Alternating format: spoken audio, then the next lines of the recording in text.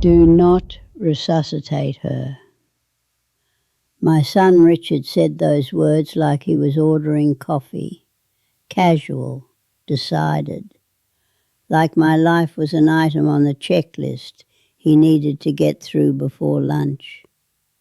I couldn't move, couldn't open my eyes, couldn't scream that I was still here, still listening, still alive inside this body that had betrayed me. The stroke had taken my voice, my movement, everything except my hearing. And my hearing was perfect. Welcome to my channel. I share new life stories here every day, and I'd really appreciate it if you hit subscribe and liked my video. Now, let's jump back into my story. I'm sure you'll love it if you keep listening till the end. She's suffered enough, my daughter Patricia added. Her voice was soft, gentle even. The voice she used when she wanted to sound compassionate. I knew that voice. I'd heard it when she convinced me to add her name to my savings account. For emergencies, she'd said, just in case. The heart monitor beeped beside me, steady, strong, proof that I was alive. But they weren't looking at the monitor. They were looking at each other, having a conversation about my death like I'd already left the room. I don't think we should decide this right now. That was my youngest, Daniel. His voice cracked on the last word. The doctors said she might recover. They said there's a chance. There's always a chance. Richard cut him off. That's what they say to avoid lawsuits. Look at her, Danny. She's 72. She's had a massive stroke. Even if she wakes up, what kind of life is that? Tubes and machines and round-the-clock care. Round-the-clock care. I heard what he didn't say. Expensive, draining, inconvenient. Mom wouldn't want to live like this, Patricia said. We all know that. No, you don't know that. You never asked. My third child, Elizabeth, hadn't spoken yet. I waited for her voice, for someone else to stand with Daniel. But when she finally spoke, her words hollowed me out. Maybe they're right. She sounded uncertain, pained. She looked so tired, so small. Maybe letting her go is the kindest thing. The kindest thing. Elizabeth believed it. She actually believed she was being merciful. That made it worse somehow. Richard and Patricia knew exactly what they were doing. Elizabeth had simply been convinced. So that's 3 votes. Richard's voice had an edge of triumph. Danny, I know you disagree, but majority decides. We need to tell the nurse. This isn't a vote, Daniel's voice rose. This is Mom's life. We can't just... We can, and we are. The room went quiet. The heart monitor kept beeping. I was still alive, and I had just learned exactly who my children were. They say your life flashes before your eyes when you're dying. That's not what happened to me. What flashed before me was every lie I'd told myself about my children. I lay in that bed for 3 more days, trapped, unable to signal that I was present, unable to squeeze a hand or flutter an eyelid.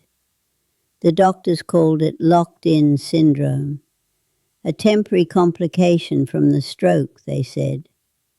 The brain was healing, the body just hadn't caught up yet. But my children didn't know that. The doctors explained it to them, but Richard dismissed it. They're giving false hope, I heard him tell Patricia in the hallway. It's what hospitals do. They keep patients alive as long as possible, because every day is another bill. Another bill. That's what I was now. A line item, an expense. I thought about the house. 3 bedrooms, paid off 20 years ago, worth maybe 400,000 now. I thought about the savings account, the life insurance, the small investments Martin and I had made before he died. Not a fortune, but enough to matter, enough to divide, enough to fight over, enough to kill for? No, that was too dramatic. They weren't killing me. They were simply choosing not to save me. There's a difference, a legal difference anyway. A moral one?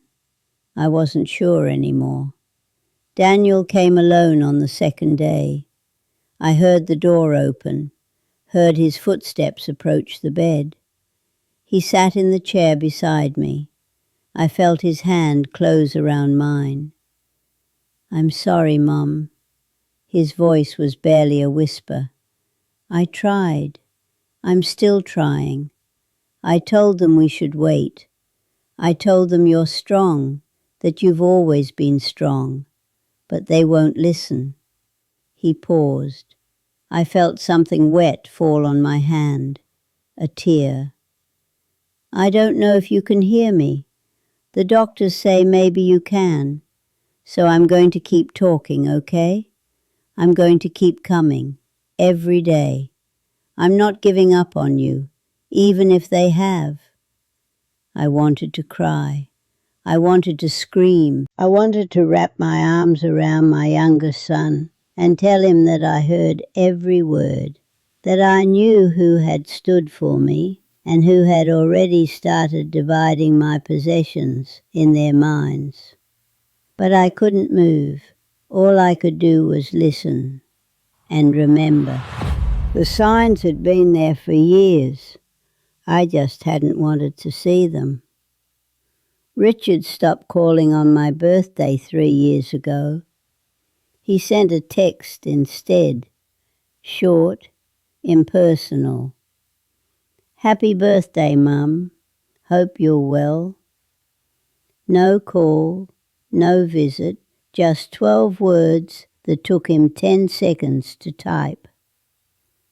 Patricia visited, but her visits had a purpose now. She'd walk through the house, commenting on things. "This furniture is outdated, Mum. You should sell it before it loses more value." Or, "Have you thought about what happens to this place when you're gone? It's not good to leave these things undecided." I told myself she was being practical, responsible, the kind of daughter who thinks ahead. But the way she looked at my things, appraising, calculating, should have told me something. She wasn't seeing memories. She was seeing dollar signs. Elizabeth was different, distant, but not cold. She'd moved across the country for work, and the distance had become emotional too. We talked on holidays, exchanged Christmas cards. She wasn't circling like the others, but she wasn't present either. When Patricia and Richard made their case, Elizabeth didn't have enough connection left to fight for me. She took their word that letting go was mercy. And Daniel, my youngest, the one who called every Sunday without fail, the one who drove 3 hours to fix my leaking roof because he didn't trust the contractors I'd hired, the one who never asked about money, never mentioned the house, never looked at me like I was a problem to be managed. I used to think I loved all my children equally. Mothers are supposed to say that, believe that. But lying in that hospital bed, listening to 3 of them discuss my death while one fought alone, I understood something I'd been avoiding for years. Love isn't equal when it isn't returned equally. I had given all 4 of them the same amount of time, money, attention, sacrifice. But what they gave back was different. Some gave love, some gave obligation, and some, it turned out, gave nothing at all. Just the performance of love while they waited for the inheritance. The heart monitor beeped on, steady, patient, keeping me alive while my children debated whether I should stay that way. On the 3rd day, Richard brought paperwork. I heard him talking to the nurse at the door, professional, polished, the voice he used in business meetings.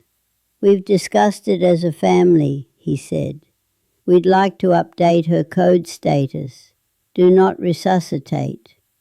The nurse hesitated.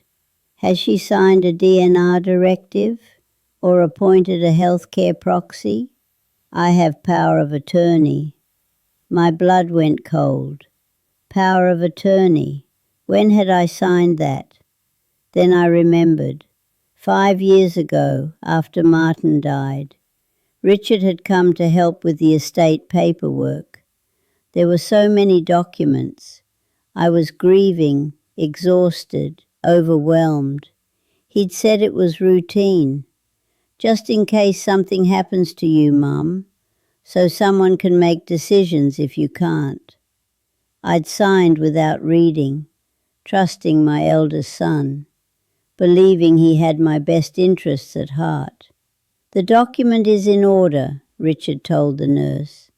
"I can make medical decisions on her behalf, and our decision is clear."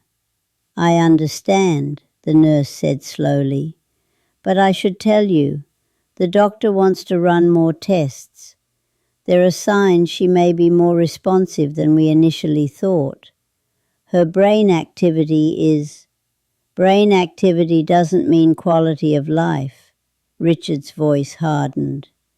"My mother was an active, independent woman. She wouldn't want to exist like this, hooked to machines, unable to speak or move. We're honoring her wishes." "You're not honoring my wishes. You're making your own." "I'll need to consult with the attending physician," the nurse said. There was something in her tone, caution maybe, doubt. "This isn't a decision we take lightly." "Of course." Richard was smooth now, cooperative. "Take whatever time you need, but please understand, we've made our peace with this. It's time to let her go." He walked to my bedside. I felt him looking down at me. For a moment I thought maybe he would say something real, something human. "It won't be long now, Mum," he said softly. "You'll be with Dad soon." Then he left, and I lay there, heart pounding, mind racing, completely and utterly alone.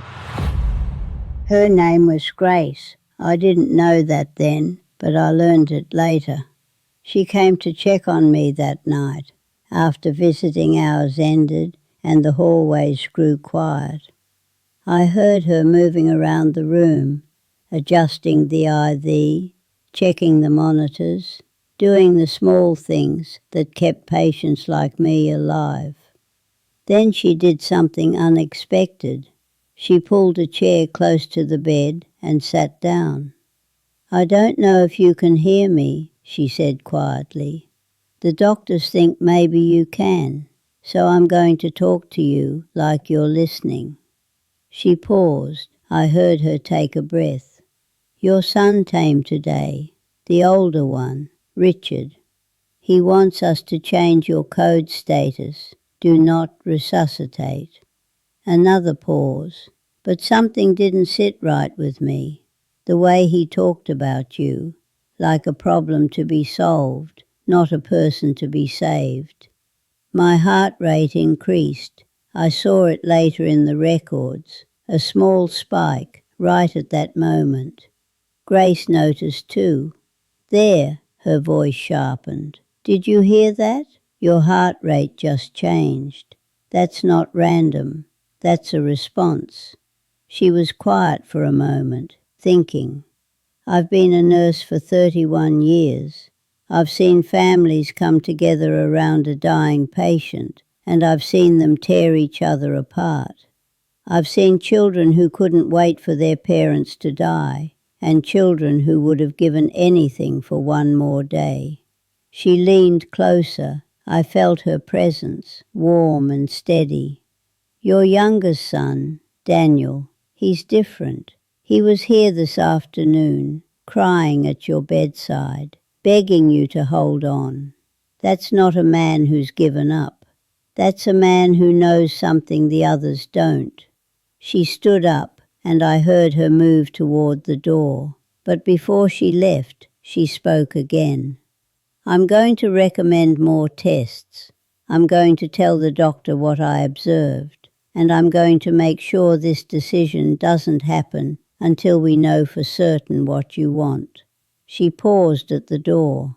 If you can hear me, fight. Don't let them decide for you. Fight.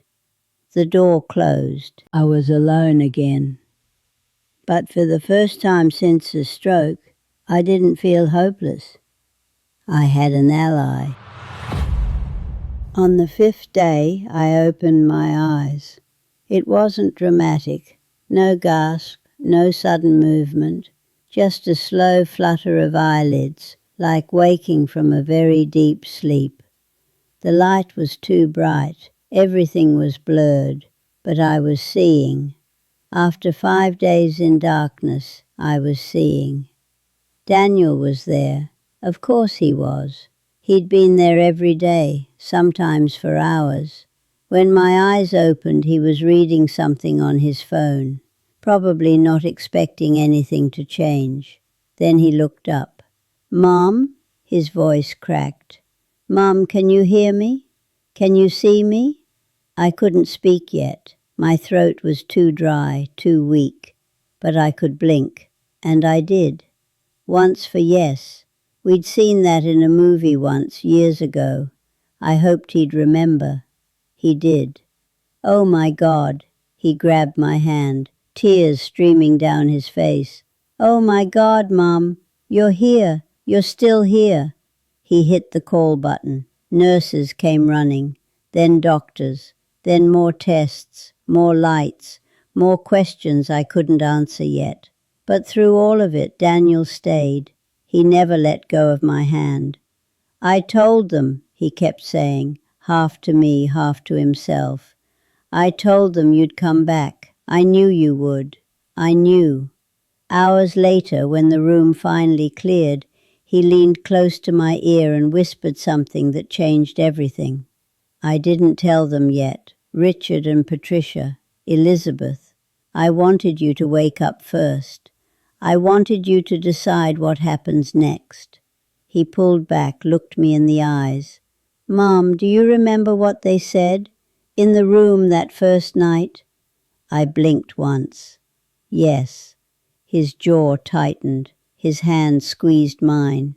And in that moment I saw something in my youngest son I'd never fully appreciated before. Steel. Quiet, patient steel.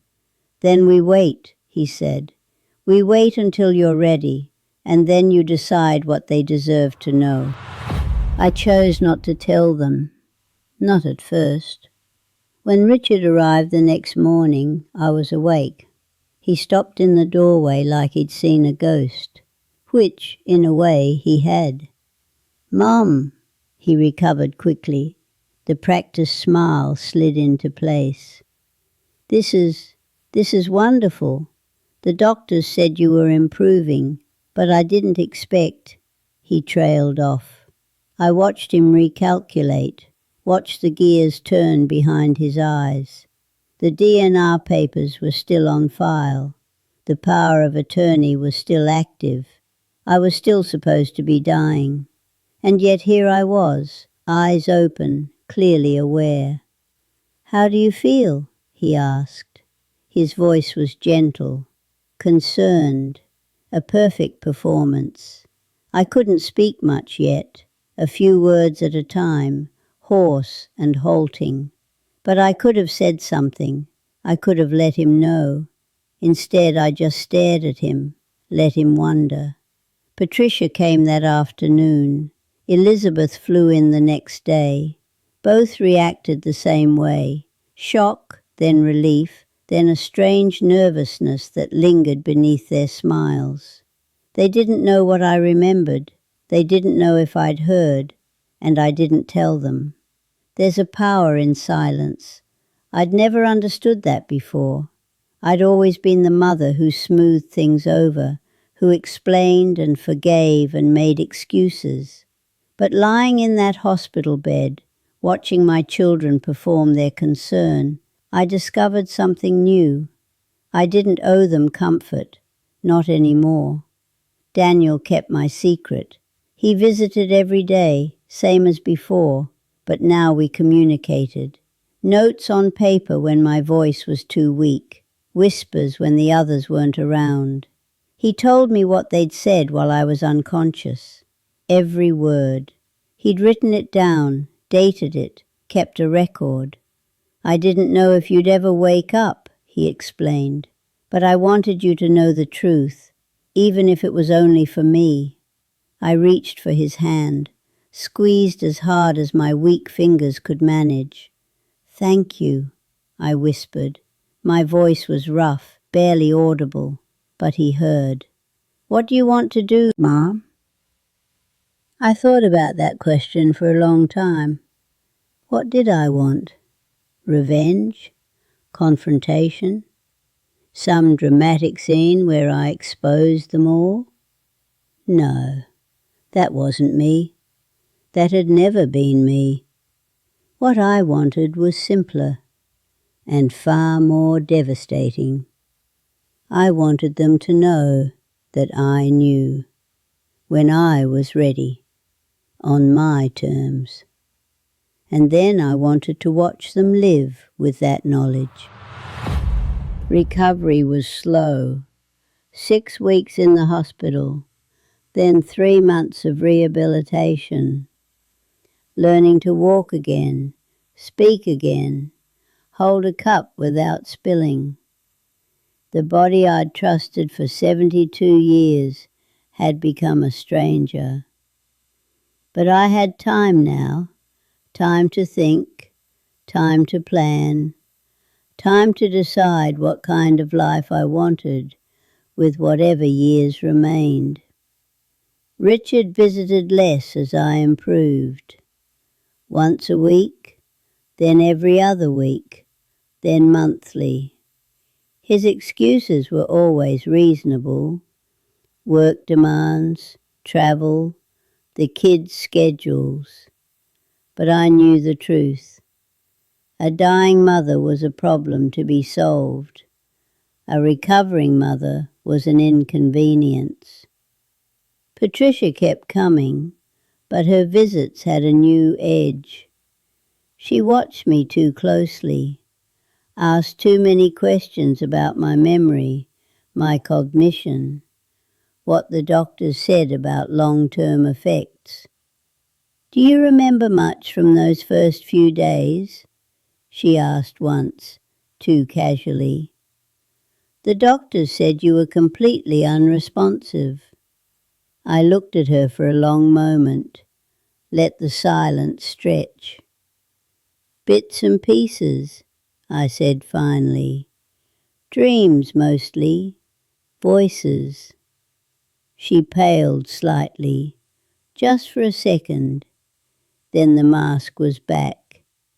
"Well, that's normal," she said. "The brain does strange things under stress." "Yes," I agreed, "it does." Elizabeth called more often now, guilt driving the connection. She'd send flowers, cards, long emails about her life across the country. But she never apologized, never acknowledged what she'd agreed to in that room. Maybe she'd convinced herself it had been mercy. Maybe she'd rewritten the memory entirely. People do that. They reshape the past until they can live with it. Daniel was my constant. He moved back to town during my rehabilitation, rented an apartment 10 minutes from the facility, came every day, same as the hospital. He brought me real coffee when the nurses weren't looking, smuggled in my favorite cookies, read to me when I was too tired to talk. He never asked when I would tell them, never pushed. He understood that some things require patience. Some truths need to wait for the right moment, and I wasn't ready yet. I was still gathering my strength, still deciding exactly how I wanted the rest of my life to look. But I knew one thing for certain. It would look very different than before. I came home on a Tuesday in November.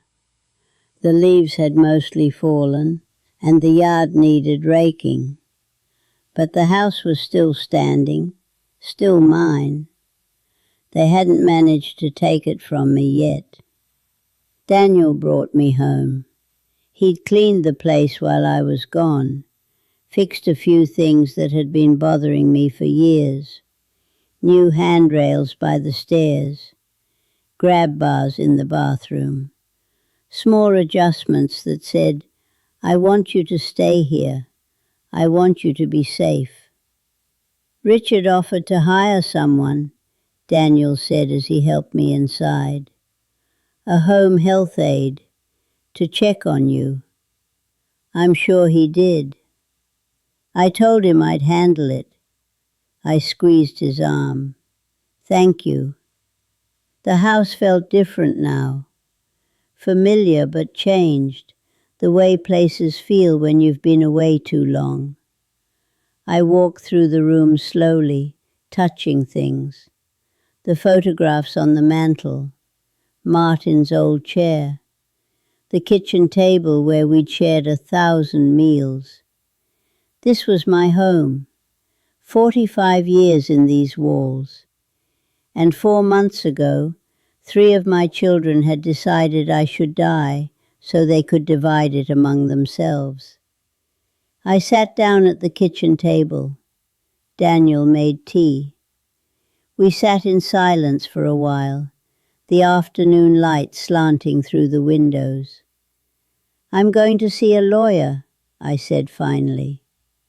Daniel nodded. He didn't look surprised.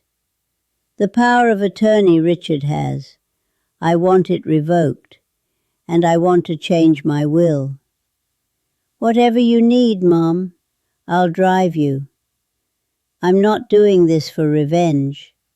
I needed him to understand. I'm not trying to punish them. I'm just protecting what's left, making sure the people who cared for me are the ones who benefit, and the ones who didn't. I stopped. The words stuck in my throat. You don't have to explain, Daniel said quietly. They made their choice. You're making yours. I looked at my youngest son, the only one who had fought for me, the only one who had stayed. When did you get so wise? I asked. He smiled. I learned from you. I told Patricia first. She deserved to know before the others. Not because I owed her, I didn't, but because she had always been the ringleader, the one who organized, the one who convinced Elizabeth. She should be the first to understand that her plan had failed. She came for Sunday lunch, a month after I returned home, brought flowers and a casserole, like she was visiting an invalid. I let her arrange things in the kitchen while I sat at the table, watching. "You look good, Mum," she smiled. "So much better than I expected." "I imagine I do." I kept my voice neutral, calm, considering you expected me to be dead.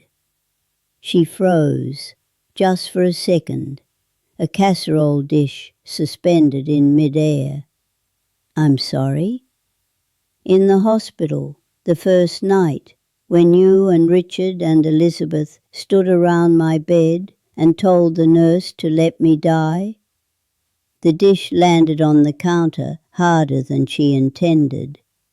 "Mum, you were unconscious. You couldn't possibly." I heard everything. I looked directly at her. Every word, every voice. I heard Richard say it was about expenses. I heard you agree. I heard Elizabeth call it mercy. And I heard Daniel fight for me while the three of you voted to let me go. The colour drained from her face. For once in her life, Patricia had nothing to say. "I've revoked Richard's power of attorney," I continued, "and I've changed my will. The house will go to a land trust. My savings will go to charity. Daniel will be my executor, and he's the only beneficiary now." "Mum, that's not—" She stopped, started again. "You're not being fair. We thought you were suffering. We thought we were doing the right thing." "No, you thought you were doing the convenient thing. There's a difference." She stared at me. I saw the calculation happening again. How to spin this, how to fix it, how to get back in my good graces. But there was nothing to spin, nothing to fix. I had heard the truth, and no amount of words could unhear it. "I think you should leave," I said quietly. She left. The casserole stayed on the counter, untouched. I didn't eat it. I didn't want anything from her hands. Richard threatened lawyers. Of course he did. He called the day after Patricia told him, his voice tight with controlled fury. "You're not in your right mind, Mum. The stroke affected your cognition. Any court will see that." "Then take me to court," I said calmly. "Explain to a judge why you wanted to pull the plug on a woman who was fully conscious. Explain the power of attorney you had me sign while I was grieving your father. Explain why your brother has documented notes of everything you said at my bedside." Silence. Daniel was keeping notes? Daniel was keeping everything. Dates, times, direct quotes. He's thorough. He always has been. Richard hung up. I never heard from his lawyer. Some threats are only as strong as the secrets they're protecting. Elizabeth called a week later, crying. She'd always been the emotional one, the one who felt things deeply, even when she didn't understand them fully. "Mum, I'm so sorry." Her voice broke repeatedly. "I didn't know. I really thought. They said you were suffering. They said it was what you would have wanted. I should have asked more questions. I should have trusted Daniel. I should have. You should have known me." I cut through her apologies gently but firmly. 43 years as my daughter, and you let strangers, because that's what Richard and Patricia have become, convince you that I wanted to die. I know. She was sobbing now. "What can I do? How do I fix this?" I thought about that. Elizabeth wasn't like the others. She hadn't been motivated by money. She'd been manipulated, swayed by Patricia's false compassion. That didn't excuse her choice, but it explained it. You can't fix the past, I said finally, but you can choose differently in the future. Call more. Visit when you can. Be present in my life, not just in my death. I will. I promise. I'll do better. We'll see. I didn't change the will for Elizabeth, not yet. Trust has to be rebuilt slowly, with actions, not promises. But I left the door open, a crack, enough to let light in if she chose to walk toward it. Richard and Patricia got no such door. Some things, once broken, cannot be repaired. Spring came slowly that year. I spent most days in the garden, kneeling in the dirt the way I had for decades. My body was weaker now, slower, but still capable, still mine. Daniel stopped by every weekend. He'd bring groceries, fix things around the house, sit with me on the porch while the sun went down. We didn't always talk. Sometimes silence was enough. The comfortable silence of two people who had been through fire together and come out the other side. I've been thinking, I said one evening, watching the light fade over the trees. About what? About what I want to leave behind. Not things. I've already decided about the things. But something else, something more. He waited, patient as always. I want to write it down, what happened, what I heard, what I learned about people, about family, when I was lying in that bed with everyone thinking I couldn't hear. Like a letter? Like a story, for other women like me, the ones whose children are already circling, the ones who haven't seen the signs yet, or have seen them and looked away. Daniel nodded slowly. You want to warn them? I want to prepare them. There's a difference. I smiled slightly. I'm not bitter, Danny. I'm not angry anymore. But I know things now that I wish I'd known before. About power of attorney, about wills, about the difference between children who love you and children who love what you have. Can I help? You already have, more than you know. I reached over and took his hand. My son, my youngest, the one who had never stopped fighting, even when the fight seemed lost. I'm going to be okay, I said, because of you. You're going to be okay because of you, he corrected. You fought your way back. You opened your eyes. You survived. I just held your hand while you did it. We sat there until the stars came out, his hand in mine, the house solid and familiar behind us. I had lost 3 children, but I had found one, and that one was enough. It's October now, a full year since the stroke. I'm 73, slower than I used to be, but still standing, still here. The maple tree in my backyard is dropping leaves again. I watch them fall from the kitchen window, gold and red against the grey sky. Martin and I planted that tree the year we moved in, 46 years ago now. It's taller than the house. Richard and Patricia have stopped calling. I hear about them sometimes through relatives. They're telling people I've become difficult in my old age, paranoid, ungrateful. The stroke affected my mind, they say, changed my personality.